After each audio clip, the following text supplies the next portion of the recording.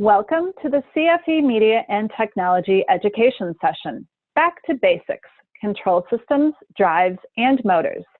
I'm your moderator, Amara Rausgis with CFE Media and Technology. Let's get some important things out of the way before we dive into this topic. In keeping with RCEP policy, please take some time to read the quality assurance slide. This session is designed for technicians and engineers who want to understand the fundamentals and some best practices of control systems, drives, and motors. If you're interested in earning one AIA CES approved learning unit for this event, you need to pass a 10-question exam.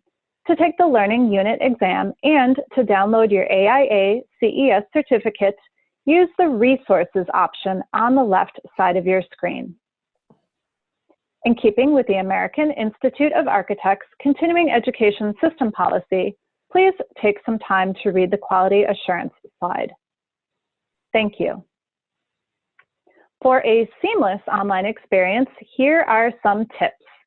The question and answer session with Richard Vedvik will start in approximately 45 minutes at 2:45 Central, 3:45 Eastern, or immediately after this presentation ends.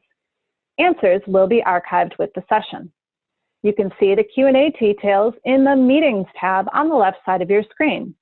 Zoom invite details can be found in the Additional Resources tab under the Q&A session. Additional resources can be viewed and downloaded on the left side of your screen below the session's agenda. If you'd like to take notes during the session, click on the left panel labeled Notes to do so. The session is available on demand if you need to come back at any time. Here's a list of the learning objectives. We'll touch on these in today's presentation. Additional resources can be viewed and downloaded on the left side of the screen below the session's agenda. There are also underlined hyperlinks to references and resources throughout the presentation. Now let's meet our expert presenter, Richard Vedvik. Richard Vedvik has experience in the healthcare, education, commercial, and government sectors. His electrical engineering experience includes lighting design, power distribution, emergency power systems, and fire alarm systems. For acoustical services, Rich collaborates with the design team for optimal architecture acoustical finishes, voice notification systems, and mechanical noise mitigation. He's a member of the Consulting Specifying Engineer Editorial Advisory Board and was a 2015 Consulting Specifying Engineer 40 Under 40 Award winner. All right, Rich, let's get started. Thanks, Amara. Now you may wonder, why is an electrical engineer talking about all this mechanical stuff? Well, as a project manager, I do spend a lot of time in front of my clients speaking on behalf of the mechanical team. And what I found is, as an electrical engineer, I have a unique perspective of how all these things work, and I do need to have a basic understanding so that way I can communicate effectively to the facility, to architects, and to owners. And we're going to start with controls. And by controls, what we typically talk about is a building automation system or a building management system. Now, the point of all of this is to take the individual points and sensors that allow mechanical equipment, mechanical systems, and a variety of other pieces of equipment and systems to properly function and to enunciate. The designer needs to understand the requirements and expectations that the owner has. And what do we mean by that? Well, they're going to have operational requirements and that essentially affect whether or not the system is going to perform at different points in time during the day, whether it's going to change, whether it's going to evolve or stay consistent. We need to understand reliability and redundancy as well. Now, a network is what's going to allow all of these systems to interact with each other. And we have a couple graphics on the screen. On the top, we have what we would consider to be the fundamentals of a large system, where we actually have a local area network that connects to a server, cloud servers, and a workstation computer to allow users at multiple points throughout the campus or remotely to view all the aspects of the system. On the bottom, we have a smaller example. This might be more common in a smaller building where we don't necessarily need remote access. Now, in this case, the actual interface or the brains of the operation in the system are going to be the points of programming. So you're going to ask your client, Where do you want access to this information? And what do you want it to look like? Another question you're going to have is how much data would you like to access? We call that trends or trending. If I want to access trends over the last 24 hours or last 2 weeks, I need to understand how many points and how much information I have to store. Now, it's really important that engineers take this into consideration at the very beginning because it's going to affect the type of system that you're going to want to use. Now, there's a variety of ways that these building automation systems can communicate. BACnet is my personal favorite because I don't have to worry about the individual points. I can actually just say connect to the system via BACnet, and then all the information that the vendor provides is available for use. Now, another common system that we run into is Modbus. And Modbus is a similar version. It can sometimes take the place of BACnet in very small systems. But it's a digital communication protocol where you use a twisted shielded pair, and I can gain a variety of points and access.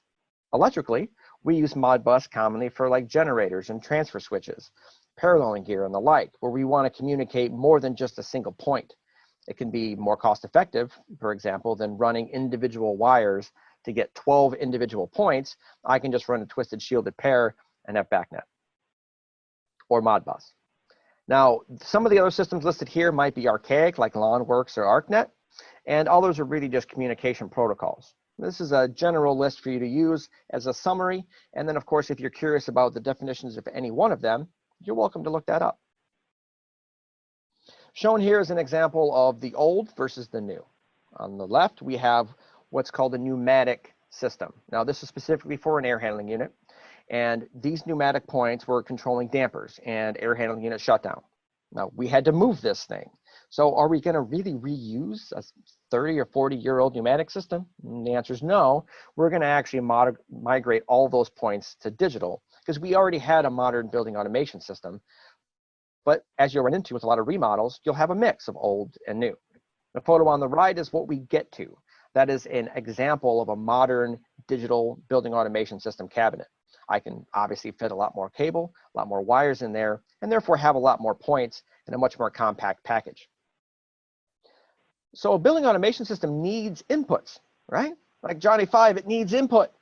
So we're going to look at sensors, and sensors are going to give us all the variety of parameters that are available to us. Now, they can be hardwired, or they can be communicated over a digital means.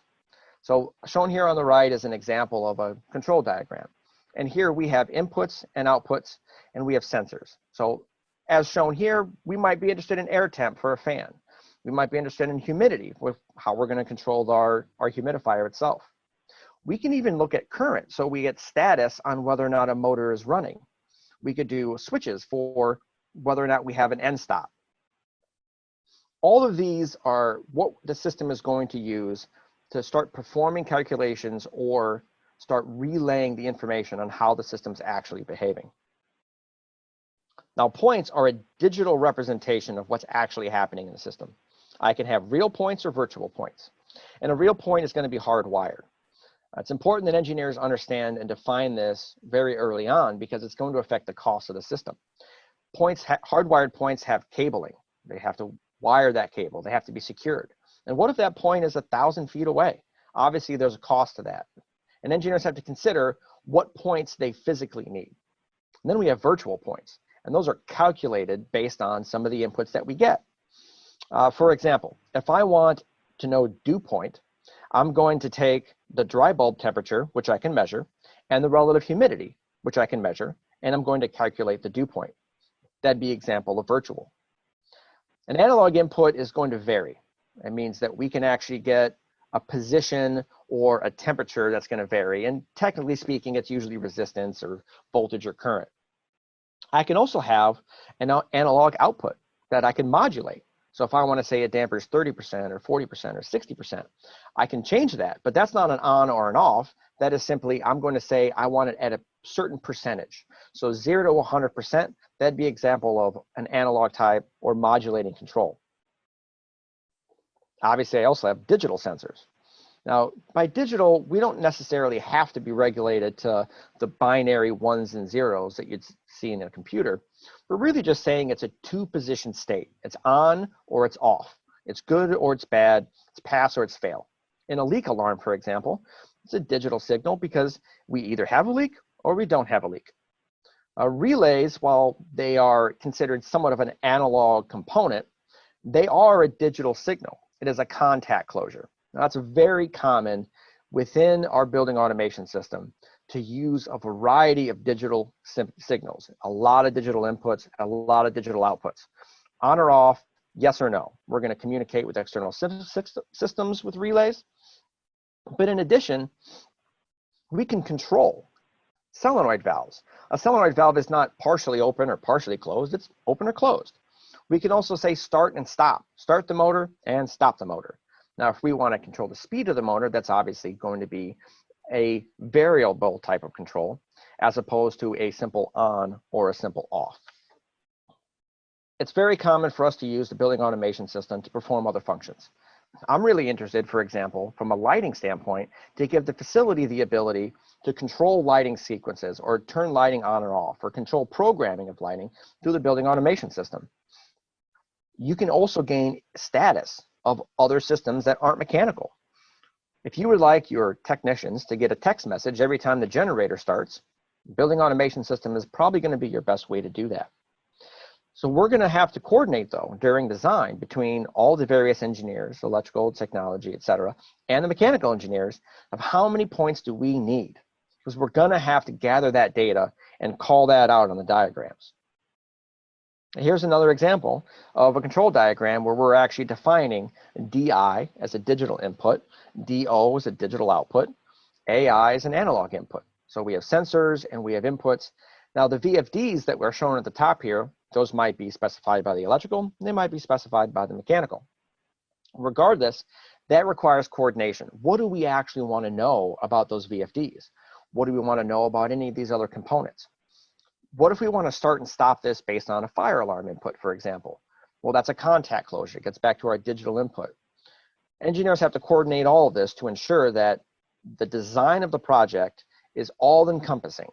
We can't rely on the contractor or the manufacturer to figure out all of these points. The engineers have to communicate and quantify all of them.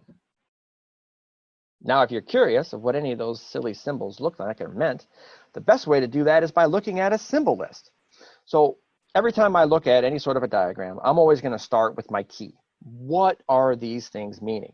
And if you're an experienced engineer, you're probably used to the way that you've shown them. And if you're really experienced, you'll know that everyone shows things slightly different. Everyone kind of has their own way of communicating. What's important is that you use these diagrams and you use this aspect of a design to help convey the exact locations of where points need to be. If we're going to measure temperature, for example, it matters where we measure them. So the flow diagram is going to help us and the control diagram is going to help us.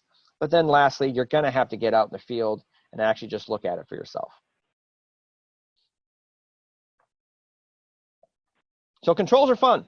You know, we can do a lot with building automation systems, but what are we actually controlling? In some cases, it's going to be motors. So we're going to talk about motors in a couple different ways. I'm going to do applications with fans. I'm going to jump back and talk about motor technology. And then I'm going to go back to application and I'm going to talk about pumps. So when we talk about fan types, there's two main kinds. We got axial and we have centrifugal. The main design component of an axial fan is that flow is in the same direction as the motor shaft. So basically, in a propeller style, I have propeller fans like you see in a condensing unit. You even have these in your house. These are the fans that you set on the floor that kind of rotate back and forth. They're very cheap. They can't handle any static pressure though. So one of the main challenges that I had with the condensing unit was trying to make it quiet because these fans can be kind of noisy. And if I want to enclose a condensing unit, I have to be very careful about the amount of static pressure that I'm going to impart on those fans. Because if I impart too much static pressure, they actually slow down, they don't get their efficiency, and therefore we don't get adequate cooling. Now, if I want another example of an axial fan, I could go to tube axial. Now, these are a lot more common. A tube axial fan kind of produces airflow the same way an airplane wing produces aerodynamic lift. Now, one of the key characteristics is that air is actually swirling as it leaves. So we might need something to straighten that flow out if we think we're going to change directions too terribly quick. Now, I see these a lot in returns. So if I have an air handling unit that I'm trying to squeeze inside of a space and I can't fit those extra return section modules, what I could possibly do is take a tube axial fan, hang it from the structure, and now I have my return fan that I can control just the same way you control any other fan. So they provide a useful opportunity. Now, as noted, they're typically going to be drawing in air, which makes them good for not only returns, but also exhaust applications. The last type of axial fan we'll talk about is vane axial. Now, what's different about this is instead of having a propeller, like you would with a propeller fan and a tube axial, the vanes are actually running like the length of the motor shaft itself. Now, you'll know this by simply looking at it because the center hub of the motor is going to be like half the size of the opening. It takes up, half of it, as opposed to where a propeller takes up the tube axial and propeller fans, the propeller actually takes up most of the space. You just kind of see a small shaft in the center. Now, these are really handy because they're easier to make adjustments. You can change the blades, you can change the quantity of blades, you can change the blade shape. They're really good for high flow, and they're also good for high pressure applications. It's also the most efficient axial style because I have more control over the way that the blades are oriented, and my blade size is based on the length, not necessarily the surface area. They tend to be pretty good for high efficiency.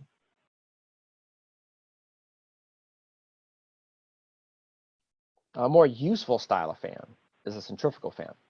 Now, unlike the axial fan, in which air is moving parallel to the shaft, a centrifugal fan, air is actually moving perpendicular. So if we take a look at these drawings that I very artistically created, you can see that air is flowing into the screen, right? Into the screen, into the center hub, and then it's being turned so it's spreading out perpendicular or radially. Now, a centrifugal fan requires a casing. If you were to just set this fan out in the middle of nowhere, you'd produce some air movement, but it wouldn't be very useful, unlike a propeller fan, which you can just set a propeller fan and it's going to do something. It's going to move air. So the casing is very important. The shape of the casing is also going to affect the efficiency. Now, there's a couple different types here. We're going to touch on each one. Radial is going to be probably your least efficient. It's also going to be fairly noisy. It's going to be capable of high pressure, but for the most part, we're not going to see these very often in HVAC unless we're dealing with really, really high pressures. But because of the low efficiency, it's probably not the best selection.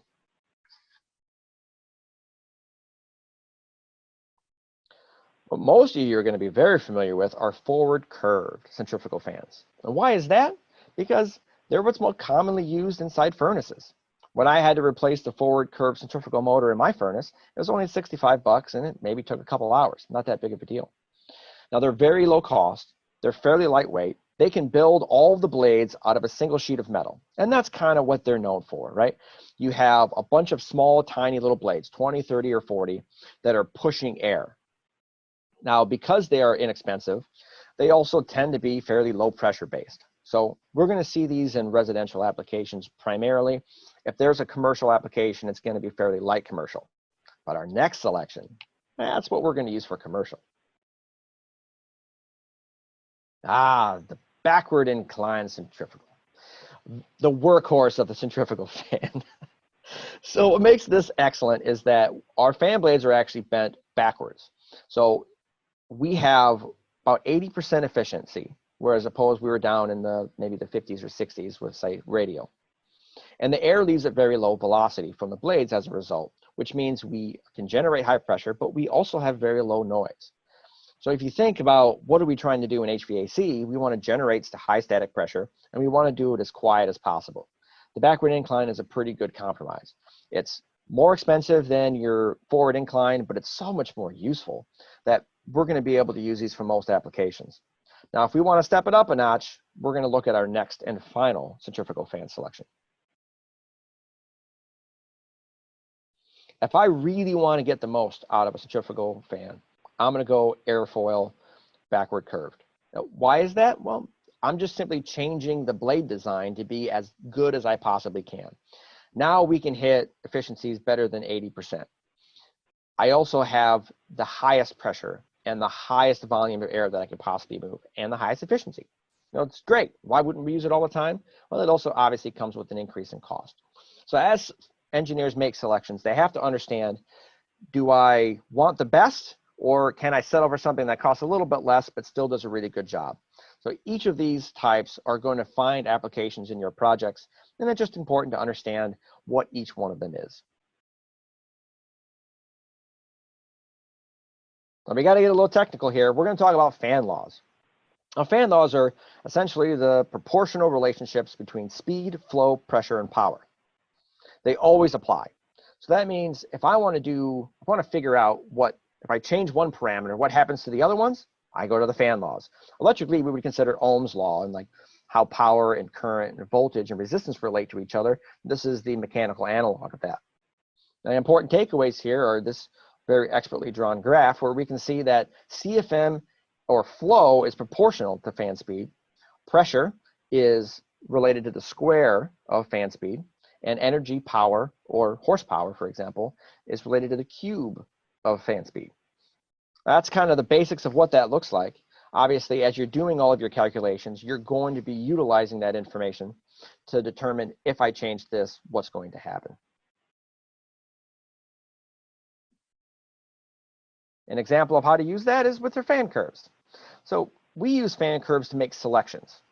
You can see here we've shown the relationship of pressure to air volume associated with a couple different types that I had previously talked about. Now, if you specify systems, you know fan curves pretty well. You know that they can include a bunch of other lines to tell you, well, this is the operating points. This is where they behave at different static pressures, how much power if I put into a certain type of fan. They're basically generated by the manufacturer and used by the engineer to make selections. It's important to understand that the fan energy index is a rating system to encourage better fan selections. So engineers need to be aware that the FEI, or fan energy index, is going to be useful to them to make the most efficient selection as possible. And it's based on the scheduled design or the scheduled duty point associated with that fan.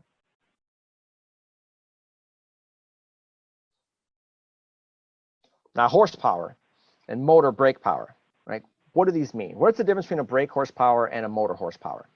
Well, the brake horsepower is essentially the operating power that's required for that fan at that point. So you pick your fan's point on your fan curve. All right, I need, say, 7 horsepower in order to do my work.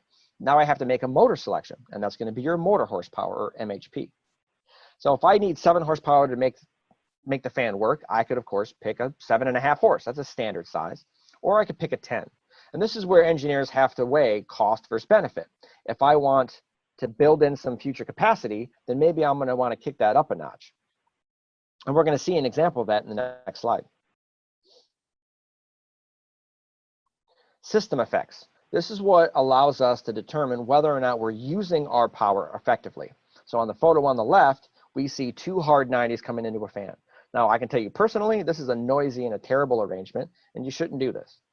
The image on the right is what you should be aiming for, is a nice smooth transition. And this matters because as you change your inlet and outlet conditions of your fan, or you change your duct, you generate system effects. These are problems, not necessarily problems, but they're restrictions from the ideal. So as we generate system effects, we're going to change where we live on that fan curve. I can tell you the image on the left, that fan was not able to generate enough airflow because of the system effects and the offset in the ducts to actually be able to meet balance requirements. Now, when we talk about air, we also care about air density. And air density is going to be affected by ambient temperature as well as altitude. So as we move up in temperature and move up in altitude, air becomes thinner. Simply put, engineers need to understand that the fans, as they're selected by the manufacturer and specified, and all their data was probably in a nice, comfortable lab. As you apply your fan, you're going to generate a difference in the environment. And that difference in the environment means you have to make adjustments. You can't just pick a fan that was sized in a lab and say, this is going to work great in my application. You have to make adjustments based on the actual environment and the system effects. So we've had fun talking about fans, which is an application of motors. Now we have to talk about motors. There's a couple different types of motors that we're going to discuss. We're going to talk about AC and we're going to talk about DC. Now, why would you use one versus another? Well, AC motors are pretty popular in low cost and large in capacity because we use AC voltage in buildings. We're going to distribute voltage in buildings, and it'd be great if we could just use it as is. And the sinusoidal waveform has some useful features that we've designed motors to work around. Now, I can also use DC motors, but they're going to add a level of complexity because I don't have DC readily available. I actually have to convert voltage in order to be DC. But we can get really good efficiency with DC motors. So sometimes that makes a lot of sense. Now, it makes sense to talk about electrically commutated motors first because it kind of helps you understand the principles of magnetic fields. So I got a really expertly drawn diagram of my hand in the lower left-hand corner. And essentially, this is just showing you that if you have an XYZ axis that you make with your fingers, you can predict the magnetic force that's going to occur if you run current through a wire that's placed in a magnetic field. What we have on the right there, imagine that the red and the blue are north and south poles of a magnet, and that's the rotor. That's the center part of the motor. And my stator windings around the outside can generate a magnetic field. Now, this is going to be a push, weight, pull effect. So I'm going to push the motor away, because if I take a north pole and a north pole and try to push them together, they're going to repel. If I do a north pole and a south pole of a motor, they're going to attract. Well, I can generate these magnetic fields. So that's what an ECM does, is I can have 3, 6, 8, 10, 12, as many of the external stator windings as I want, to basically think of a spinning top that you just keep pushing and tapping with your finger. You can get the motor started, and you can actually run at very high speeds. So it's important to understand that magnetic fields are going to be manipulated in a DC motor and generated through coils and windings, unlike an AC motor, which we're going to look at next. So I have a couple different types of AC motors. And we should talk about the definitions. What is a rotor? What's the rotating part of the motor? It's the inside portion. The stator is the stationary part. It's the outside portion. Now, you can have windings in the rotor, or you can have windings in the stator, or both. And which way you configure that kind of depends on the motor topology that you're working with. You can also have magnets. Now, a motor works technically by just simply changing or generating magnetic fields that causes a rotational energy, working off the basic concept that if I have like magnets, they repel, and if I have opposite magnets, then they attract. So by simply varying the magnetic field, I'm able to generate that rotational inertia and generate rotation. Now, the primary difference between an induction motor, or called asynchronous, and a synchronous is the construction and how they get started. An induction motor is essentially self-starting. If I apply voltage and therefore induce current into the motor, then I can actually generate a starting rotation. And that's great. I might need to help that. There's some starting types that you'll see. These can be three-phase or they can be single-phase. The main concept of an asynchronous or induction motor is that it never runs at synchronous speed. It's always going to have a little bit of slip, meaning it's always going to be slightly slower than what it could be in an ideal world. And that's actually a design requirement, because that slight bit of difference is what generates current within the rotor and therefore allows for that changing magnetic field.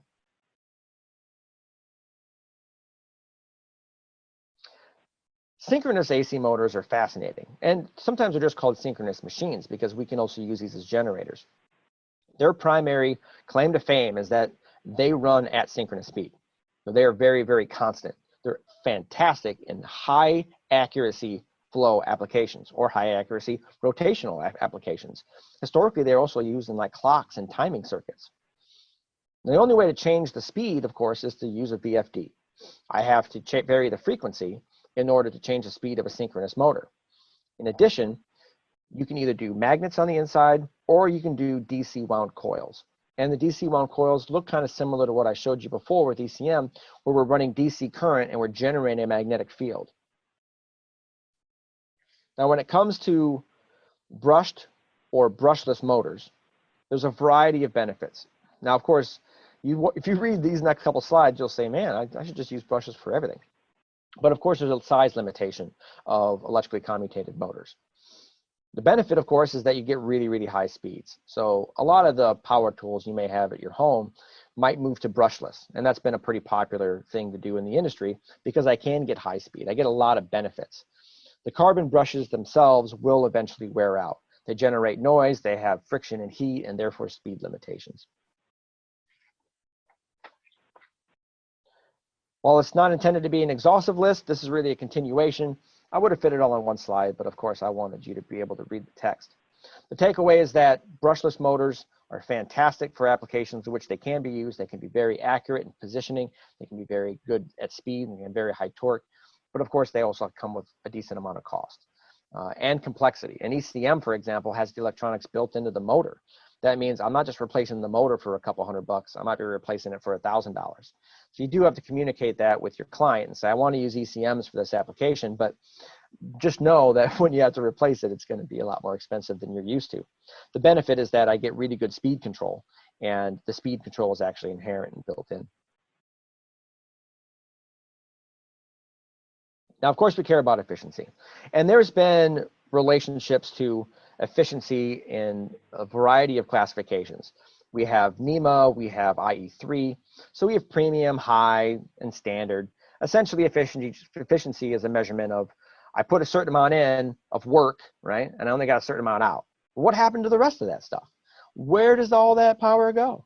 Well, typically, it's going to go in the form of heat. We have losses. If we have a motor, we have wire. And if we have wire, we have resistance. So we just simply dissipate power in the form of heat in wire. And that happens on a regular basis.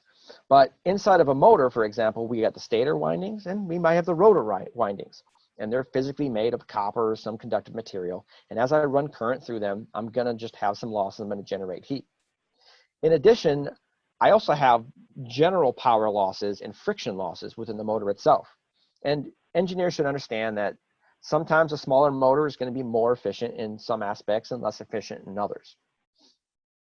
From a power factor standpoint, it's a pretty old idea. Obviously, it's been around for a long time. We understand that there's real power and imaginary power, and that we call that reactive or kVAR. And the main understanding that engineers should have is that if you have a very lagging power factor, for example, you're going to have a lot more reactive power that's essentially not doing any work. And utilities can commonly charge higher rates if you have a very substantially lagging power factor. Now, you can correct that with a variety of ways. I didn't mention this, but synchronous motors actually have the benefit of having a near unity or maybe even a leading power factor. So if you have a plant with a bunch of induction motors that typically are lagging, you could actually have synchronous motors for some applications, configure them to be leading and get power factor correction just inherent in the motor selections that you made. Now, for every piece of component, we need some sort of a disconnect. We have some electrical interface to motors or pumps or things like that. What you should know is that there's an SCCR, short circuit current rating, and that is how many amps, typically in the thousands, that component can handle before it fails. Now, you might say, well, I don't need 10,000 amps to run that equipment. I just need 10. Well, that's actually not where the SCCR rating is derived from. You see, the electrical engineer has to design the entire distribution system, and the transformers and the utility can supply a certain amount of current in the event of a fault. Say your motor winding short out. How much current is going to be drawn during that dead short? Well, the electrical engineer is going to determine that through a power system study. And what if they say, well, if you short that motor out, then 25,000 amps of current is going to be available for a few tenths of a second. Is that a problem? Is your disconnect going to explode? Well, that's where your SCCR rating comes in. So we're going to use SCCR and coordinate that. And mechanical and electrical engineers need to talk. Mechanical needs to ask, hey, what's the available fault current? What should I rate these disconnects at? And know that most standard non-fused disconnects are around 10,000. So if your engineer says, I got 25 or 35,000 amps, then you're going to have to move very likely to a fused disconnect. And you need to specify that and understand that early on. So not only do you comply, but you also don't put anyone in danger. As an electrical, I listen to my mechanical engineers say, well, we're going to have to sheave that motor in order to meet our balancing. I'm like, sheave a motor? What is that? I just kind of envision that you're shoving stuff inside of a motor to change the speed, but it's not. Sheaves are pulleys and pulleys are sheaves. And if you're mechanical, you probably know this already. And if you're not mechanical, maybe you thought sheaves were something different or something you did. Well, the term sheave a motor is really a misnomer, right? They should say, we're going to change the operational diameter of a pulley by simply changing the gap between the inside and outside rings of that pulley. So an adjustable sheave or an adjustable pulley is typically placed on the motor. And here's the concept. I have a motor with a pulley that spins a belt that then spins a fan, for example. Now the pulley on the motor is going to be fixed in size, and we can make the pulley on the fan adjustable.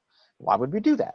Well, if we want to change the speed of that fan for balancing, for example, then we can do that by simply changing the operational diameter. We can pull it apart and allow the belt to sit more in the groove, or we can push it together and make the belt sit more on the top side. So we can change the operational diameter of that pulley. And we can change motor speed by using VFDs or other methods, but those are expensive. If I have an exhaust fan, for example, I might want to just be able to have a fixed flow, but then I have to balance it. So engineers can consider that an adjustable sheave or an adjustable pulley will give them some tunability when it comes time to actually balancing. It's also fun to note that there's a variety of belt types that could actually help you improve energy efficiency. We're all very used to V-belts, right? The typical style of belt that moves around two pulleys. The problem is that it doesn't really like to bend, so that's kind of inefficient, and it tends to slip anytime you have high torque. A cogged or a notched belt has the ability to replace a V-belt, and it just simply has better efficiency overall. It can bend much easier. If you want the maximum efficiency, though, you're going to be looking at a synchronous belt. This is basically a cogged belt or a notched belt with a matching pulley, so it doesn't have any slip, excellent high torque, and it's great in very wet and oily environments. Now, there's a wide variety of pump types, and quite honestly, you could have an entire class on each one of these and how to select them. So we're not going to spend a lot of time on them, but I do want to talk about some of the things that we want to coordinate with when it comes with pumps. Primarily, we're going to be looking at pump selection based on the type of fluid that we want to move, the flow, and the head pressure that we want to generate. And additionally, we're going to talk about the environment. In the case of a horizontal case that's split, this is a serviceable motor. We can take it apart physically. That's part of the design. But that means we have to have adequate space around that to work. Now, what you'll see in this photo is we have walking space. We can actually get to this pump, but one of the things you don't see is a disconnect or a VFD. Like, clearly, we have to control this, and I can tell you personally, I put a VFD on this motor. But where is it? Well, it can't be anywhere near this pump because it has serviceable components. And mechanical engineers need to tell their electrical engineer counterparts where they can and can't put their components. Now here we're going to see, look, I got VFDs along the back wall. But again, the mechanical engineer needs to tell the electrical, where can I physically put these? Now, end suction pumps are very common, right? I see them a lot of times in cooling tower applications. And they're great for chilled water. They can handle very large pump sizes and very large pipe sizes as well. 10, 12, 14, 16 inches is very common. But engineers have to communicate. If I'm going to do vibration isolation, we can see we have vibration isolation in the piping itself. It's that braided section right above the pump. And I also have something on the base as well. All of that takes up physical space, and it affects the serviceability. So we want engineers to think about these things, and we want them to coordinate. A vertical inline is great because I can fit it in all kinds of compact spaces, but then somebody has to get to it again. And they can be fairly heavy. If you're going to specify vertical inline pumps, make sure that somebody has a plan for how they're physically going to get to it. If they're smaller and somebody can hold it with one hand on a ladder, then that's probably fine. But if they're going to be larger, keep in mind that if you put a 50-pound pump, 10, 15 feet in the air and surrounded by pipes, you're going to give someone a hard time when they go to service it or replace it in the future. And as you're looking at all the various types, whether it's vertical turbine or piston or plunger, each one has a very specific application for which it's designed. We're not going to spend a lot of time on the Department of Energy Pump Energy Index, but it's important to understand that it affects a variety of pipes. So I have 3 slides here that we're going to go through fairly quickly. Understand that it was developed in 2016, and it took place essentially in 2020, January 1st. It affects a variety of pump types, and it also has a variety of system parameters. So whether or not your pump is required to meet this requirement is going to be based on the type of pump that it is and the actual operational parameters of that pump.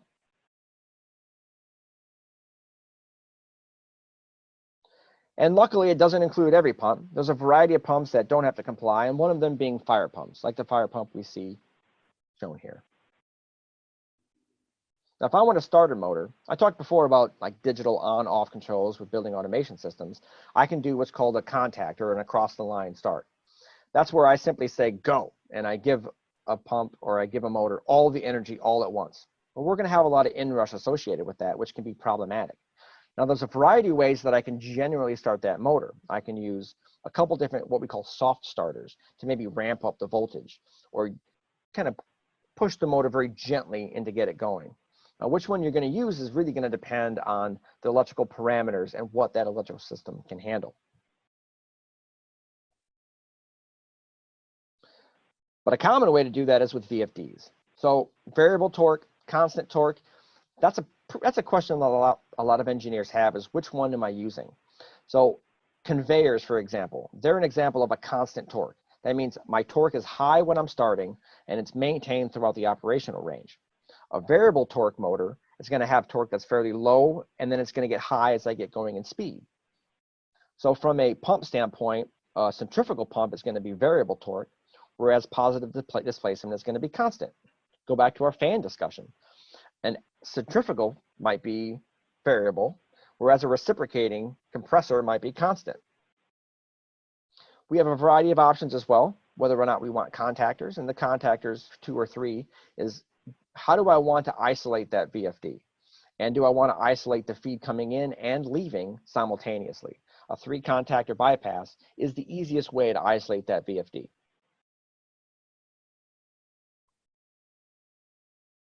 If I'm going to be operating a VFD and I'm going to have that be remotely located from my motor, because say my motor's on the roof and I have to have a disconnect at the roof, I have to interlock the two. I have to interlock, meaning if that disconnect on the roof is opened, the VFD, which might be inside the building for environmental reasons, knows that that contact's been opened.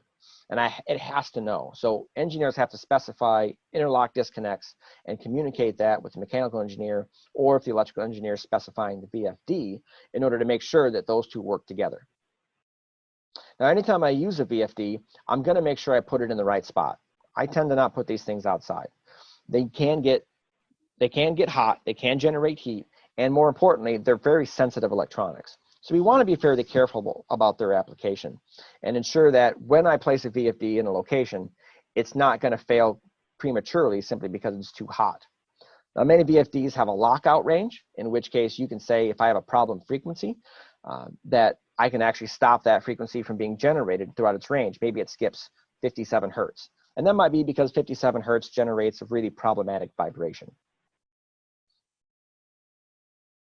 Now, we prevent bearing damage in motors whenever we use a VFD through what's called shaft grounding.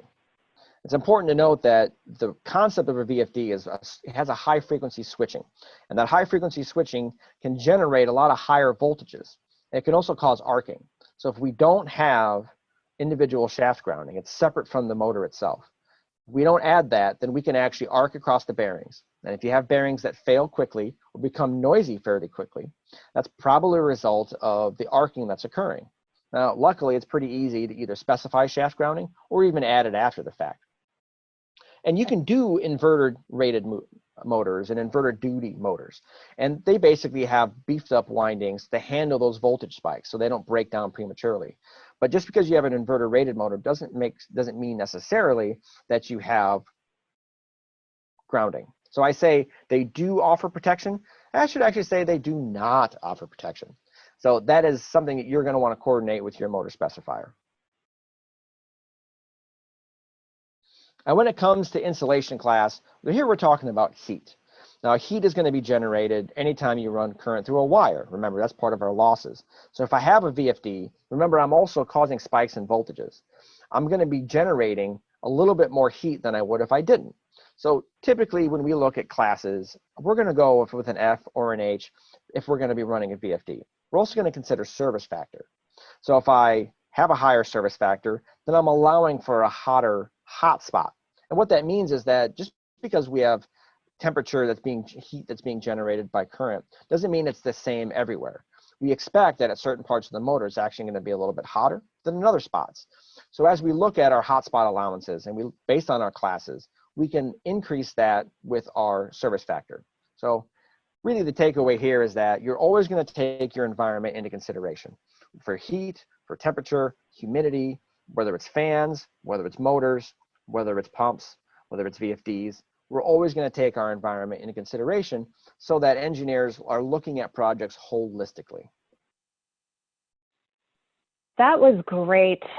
Thank you to Richard Vedvik for all that excellent information and a great presentation. Questions will be answered in a live Q&A on October 9th at 2:45 p.m. Central, 3:45 p.m. Eastern. Participate in the live Q&A with your Zoom invite details. These details can also be found in the Additional Resources tab on the left side of your screen.